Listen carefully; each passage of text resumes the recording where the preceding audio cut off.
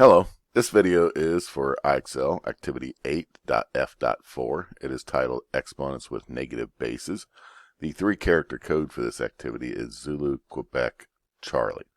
So how do we handle an exponent that has a negative base? Well, so far, all of our work that we've done so far, the exponent has had a positive base. Well, now we have a negative base.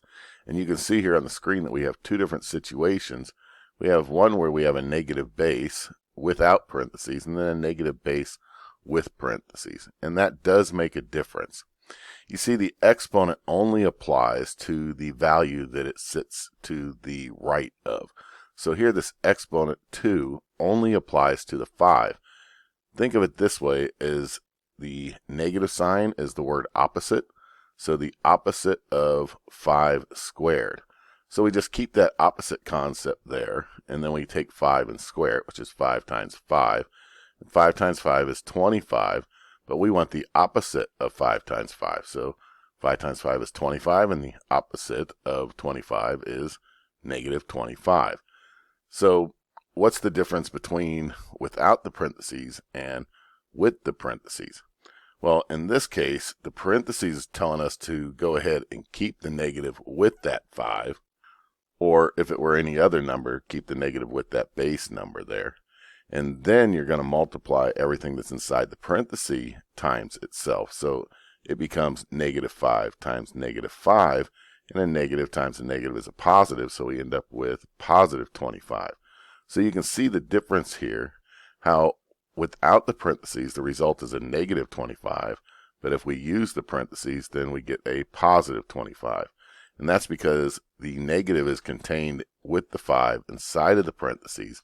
So whenever we multiply the base is everything in the parentheses. So we want to keep that negative 5 in a parentheses and another negative 5 in the parentheses. And that's where we get the negative times negative for the positive. However, in the first example, the negative is not contained inside of parentheses, holding it to this base of 5. So we just kind of carry the negative sign along with us. We do the 5 times 5 to get the 25. And then again, that negative sign carries through with the rest of it, you might say. So let's look and see how that works with some examples. So here we have the opposite of 1 squared. So notice how I kind of use the term the opposite of 1 squared. Well, 1 squared is 1 times 1, right? So remember that there's no parentheses holding a negative sign, so we kind of want to think of this as we're just squaring the 1 times 1, and we still have the negative sign, so we end up with a negative 1. Let's try negative 3 cubed, or negative 3 to the third, right? This is actually the opposite of 3 cubed, so the opposite of 3 cubed. Well, 3 cubed is 3 times 3 times 3. And what does that equal? Well, our negative sign is going to stay there with it. And then 3 times 3 is 9. And then whenever we multiply that times 3, we get 27. So it's negative 27. So you can kind of think of using parentheses in your mind. You don't have to write it this way. I'm just kind of writing it that way to demonstrate that the base is not tied to that negative sign. Or if you want to look at the other way around, the negative is not tied to the base. So here we have no parentheses, so we're thinking the opposite of 4 cubed, 4 times 4 times 4. So what's that going to equal? Well, our opposite sign is going to still be there, so we still have that. Then 4 times 4 is 16. Then we multiply it times 4. Well, 16 times 4, if I think of this as 4 times 10, and 4 times 6, 4 times 6 is 40. I'm sorry, 4 times 10 is 40, and 4 times 6 is 24. And then we add the two of those together, we would get, what, 64? So we end up with negative 64. What about whenever we do have parentheses? Well, since the parenthesis is there, we're saying negative 3 squared. So the whole negative 3 is being squared. So we have negative 3 times negative 3. And since I'm using parentheses, there's no need for me to put the multiplication sign in between there. We realize that multiplication is implied in this case. Well, we have negative times negative, so it is going to be positive. If you want to put a little plus sign there to kind of remind yourself that it's going to be positive. And 3 times 3 is 9, so we get a positive 9. And because we want to multiply negative 3 times negative 3 because it's contained inside of the parenthesis. Now what about negative 2 cubed?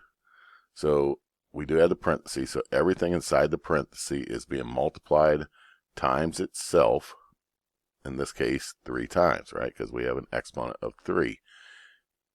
And whenever we do that, there's an interesting thing that happens here. We have negative times negative equals positive, and so we get positive 4.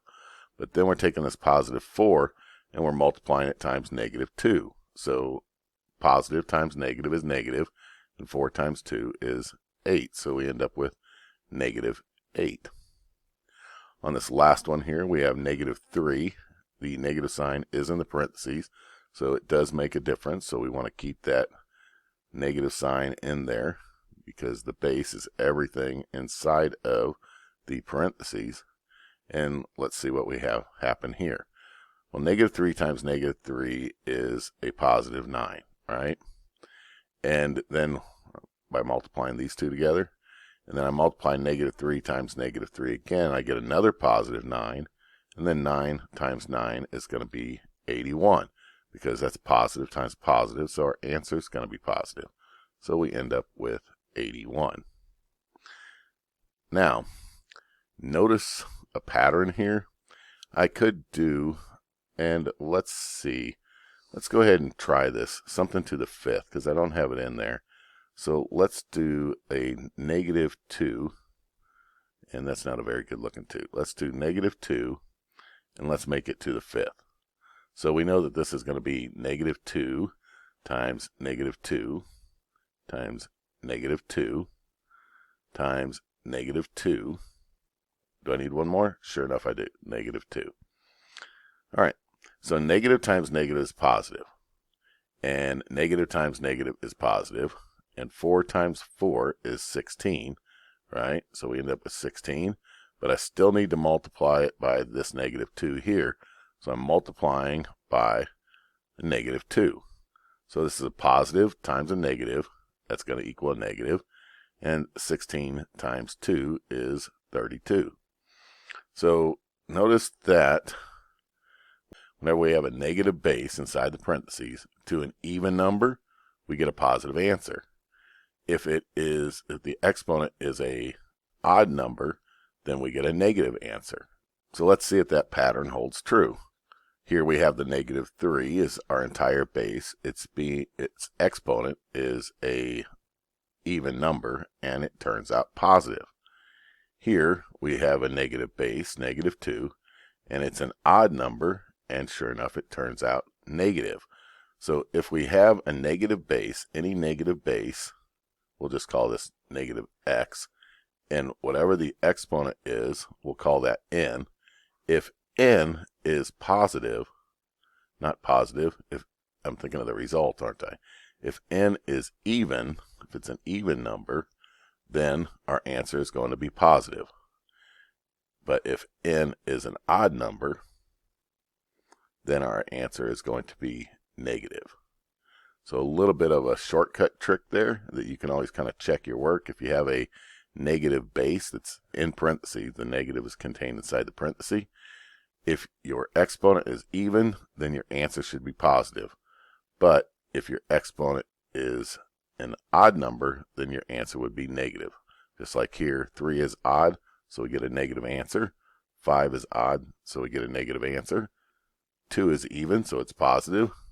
4 is even, so our answer was positive. A little bit of a shortcut there to make sure that you have the right positive or negative sign in front of your answer. Looking at the next one, we have negative 9 to the power of 0. Well, we've learned in our lesson that anything to the power of 0 is equal to 1. So no matter what your base is, whether it's positive, whether it's negative, no matter what the value is, anything to the power of 0 equals 1. So negative 7 to the power of 0, well, hopefully you're saying, well, that's 1, right? Now here we have negative 3 to the first. Well, notice that the sign is not in there, so we're like negative, and then think of it as 3 to the first, so, or the opposite of 3 to the first. Well, 3 to the first is 3, and we still have the negative sign goes there. For our last two, I've got a example where I have the negative inside of the parenthesis, and here I have the negative outside of the parenthesis. And notice that the base is 6 each time, right? So let's see how that works out different. Now I do notice that I have the negative sign inside the parenthesis, and my exponent is an even number. So that means I should have a negative result. So if I write all this out, negative 6 times negative 6 times negative 6 times negative 6. So 6 times 6 is 36, and negative times negative is positive. So these two negative 6's would also create a product of 36. Now I need 36 times 36, right? See what that is? I better go ahead and stack that up. I guess I could use a calculator, but I'll go ahead and stack them and do the algorithm here. 6 times 6 is 36, carry the 3. 6 times 3 is 18, plus 3 more is 21. 6 times 3 is 18, carry the 1. 3 times 3 is 9, plus 1 more is 10. And so I have 6, 9, 2, 1. So 1,296. And the, oh, I messed up, didn't I? See what I mean about checking your work? I'm like, why was I thinking negative? The exponent's even, so it should be a positive answer. So if you were thinking, what am I talking about? Whenever I said that earlier, that it would be negative, if you caught that, good job. So again, the even exponent tipped me off that my answer should be positive. And then finally, for this last one here, I have the opposite of 6 to the third. So this is 6 times 6 times 6. Well, 6 times 6 is 36. And then take 36 and multiply it times 6, right? Bring that other 6 down here. And 6 times 6 is 36. Carry the 3. And I could just look over here. See, it's 216, isn't it? 216, because it's the same thing right here, right? The 6 times 36, the first line was 216. So I know that that is 216 here. And so it's 216. But I still have that negative sign out there, so it's negative 216.